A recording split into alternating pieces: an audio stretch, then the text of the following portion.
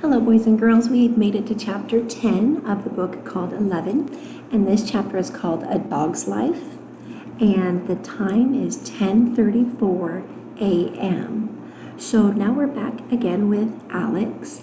Now he had just found the dog again as he was riding home on the bus, and he stopped to get off. Again, he didn't follow his mom's directions. However, he felt like he needed to get off that bus and to see that dog because he just felt like it was meant to be. So let's go ahead and pick up where we left off on chapter 10, A Dog's Life. Chapter 10, A Dog's Life. Alex wanted to cram everything he'd ever thought of doing with the dog into that morning. He was sure his dog was thinking the same thing. They were walking home because Alex knew dogs weren't allowed on the bus. Half a block down, the dog found a stick and dropped it at Alex's feet. Alex gave it a gentle toss. The dog sprang up and caught it in midair as it left his hand. Alex thought and laughed, "So that's how you want to play it." The dog crouched, poised, as Alex turned toward an empty lot and hurled the stick as far as he could throw it. The dog took off at full speed. He didn't slow until the last second, paws skidding in the dirt, his butt sliding past as he lapped the stick up in his mouth. He raced back and proudly deposited the chewed-up prize at Alex's feet and then crouched, ready to go again. Now, if you have ever had a dog, you know that dogs love to play fetch. And so right away, Alex is thinking, oh my gosh, this dog's already trained to play fetch. So you know he's just loving this moment with this dog. All right, let's continue. As Alex watched his dog chase the stick again, a fleeting thought briefly darkened his mood, like a cloud passing over the sun. His parents hadn't gotten him a dog, so would they let him keep this one? But they'd have to, he thought. They'd have to. Once they met him and saw how great he was, there was no way they could say no. When they reached the playground with nobody else around, Alex and Nunu and the dog jumped on the merry-go-round. But as soon as Alex started to spin them, the dog jumped off, barking in confusion. Alex and Nunu whirled themselves dizzy, then staggered off, teetering in wobbly circles until they both fell over laughing as the dog ran back and forth between them like he wanted back in this game. Then Alex took off his belt, held one end tight, and gave the other to the dog, who grabbed it in his mouth and took off running. Alex leaned back onto the wheels of his Heelys, and suddenly he was flying, arms outstretched, wind in his hair, and laughing. Alex had dreamed of dogs for as long as he could remember. He had always known with absolute certainty that a dog would make everything better. But he never knew it could be this good. Having a dog more than made up for Jordan and that smashed cupcakes and the weird day. All the troubles of the morning just disappeared. It was like all his deals with the universe had finally come true. "Here, Max," Alex called to the dog, who had stopped to sniff a light pole. The dog didn't respond, but moved on to investigate a trash can. Nunu looked at him funny. "Who's Max?" "I'm trying out my top 10 dog names. Does he look like a Max to you?" Nunu shook his head. "Here, Muffin," she called. Alex made a face. "Muffin? Pfft, it's better than Max." Dog names are like Rex or Charlie. "Here, Buttons," Nunu cried again. Alex rolled his eyes and called to the dog. "Here, Rex. Come on, Charlie." Nothing. "Over here, Fang."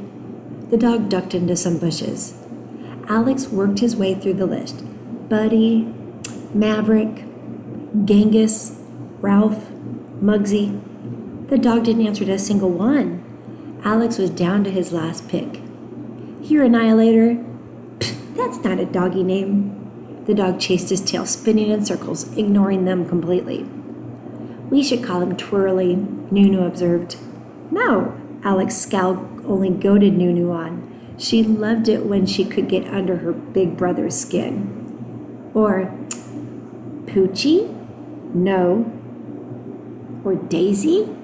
Ah, that's a girl's name. How about Peepee? Peepee?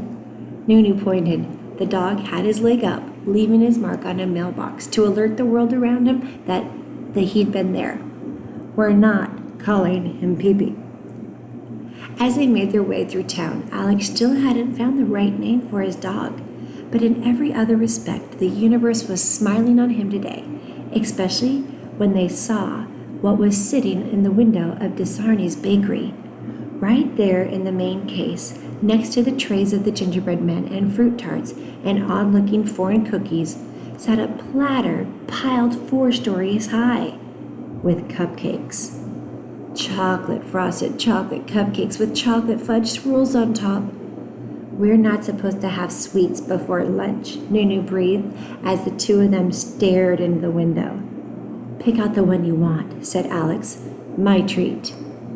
The little bell over the door ding-a-linged as they stepped inside. The dog slipped in behind them. Alex tried to push him back out, but it was like trying to move a bus. Rex, come on, you gotta get out. The dog just stood there, drooling as he stared around at all the goodies. It's okay, Alex. There's nobody here. The shop was empty, even though the shades were up. The door was unlocked and a neon sign buzzed open in big red letters. There was nobody here. Alex jiggled the door to make the bell ring again. Still, nobody. He stepped cautiously behind the counter and peeked into the back. The baking tables were covered in flour. A big plastic tray filled with glistening dough sat uncovered. An apron lay in a heap in the middle of the floor. Nearby, Alex could see a half-decorated cake with red letters on top that read Happy Bee. A piping bag lay on the table beside it, trailing a thread of red icing. Okay, I'm using my inference clues here. And I'm inferencing that the bake shop owner had to leave the store quickly and abruptly. And I'm predicting that he had to leave so quickly that he left the door unlocked. He left the lights on. He didn't turn the door sign to closed. And he just left in the middle of a baking job or cake decorating job. And I'm predicting that he probably had to leave or she had to leave because they probably heard what had happened at the World Trade Center. And perhaps maybe they had a family member at one of the buildings and maybe they had to rush to maybe find out what happened to their family member. I don't know. I'm just making a prediction that if what took place that morning recently, a few hours prior to this, a lot of people probably left their jobs in the middle of their work day to go check on their loved ones. All right, let's go back to our book. Hello? No answer. It looked like everyone had left in a hurry. Weird. He turned back to the store. There's nobody. Hey! The dog had his head buried in the display case and was licking an enormous white cake. Bad boy, get out of there! Alex had to put both arms around the dog's neck and pull with all his might to get him out of the case. The dog's face was completely covered with white cake and icing.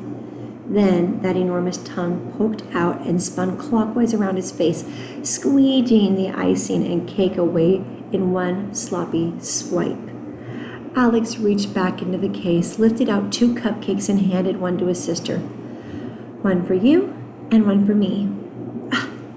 That's stealing, Nunu said, but she didn't give back her cupcake. Alex dug into his pocket, pulled out his lunch money, and left $3 on the counter.